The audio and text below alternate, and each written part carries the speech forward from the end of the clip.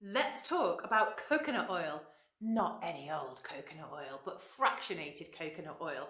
You hear me banging on a lot about jojoba oil because it's my favourite oil in the whole world and I think everybody should have some. But this is coconut oil. But what you'll notice about this is it doesn't go solid even in very cold temperatures because it's been fractionated, and it also doesn't have an aroma at all. It doesn't smell. So the smell has been removed, and the natural molecules that make coconut oil solidify have been removed. Therefore it's a fraction of it. That's why it's called fractionated coconut oil, and this is what I really recommend for when you're making aromatherapy remedies, if you're making pulse point remedies, or if you're making a roll-on perfume.